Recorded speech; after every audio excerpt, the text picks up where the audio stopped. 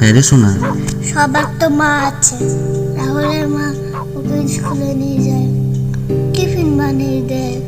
আমার মা কোথায় বাবা? তোর মা আকাশের ওই উজ্জ্বল তারাটা দেখছিস, ওই যে সবচেয়ে উজ্জ্বলটা। বুঝে ওটা টিমটিম করছে। হ্যাঁ, ওটাই তোর মা, সবসময় তোকে দেখে। তাহলে মা নিচে নামো না কেন? আমি তো খুব ভালো ছেলে, আমি তো দুষ্টুমি করি না। বাবা, আমার মার জন্য খুব মন খারাপ করে। তোর মা যখন আমার জীবনে এলো তখন ওর বয়স মাত্র 14 বছর। আমি ভুল করেছিলাম সোনা, খুব বড় ভুল। আমরা পালিয়ে বিয়ে করেছিলাম, তখন বুঝিনি ও এখনো বাচ্চা ছিল।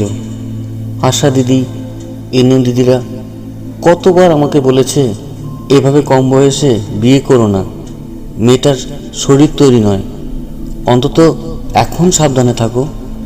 মা হতে গেলে শরীরের শক্তি দরকার। কারো কথা শুনিনি। 15 বছরেই তোর মা তোকে পৃথিবীতে আনতে গিয়ে নিজেই চলে গেল। বাবা, মাকে খুব কষ্ট পেয়েছিল?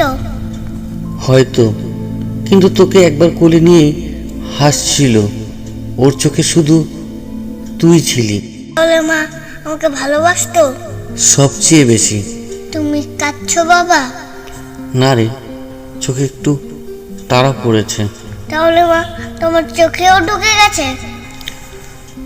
শোনো শোনা, তুই বড় হয়ে কখনো ভুল করিস না।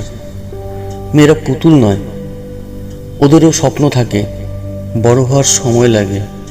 কম বয়সে বিয়ে, কম বয়সে মা হওয়া, এগুলো শুধু স্বপ্ন ভেঙে দেয় না, জীবনও কেড়ে নেয়। বড় হয়ে আমি ডাক্তার হব, যাতে কোনো মা আর আকাশে তারা না হয়ে যায়। তোর মা আজ খুব খুশি হতো।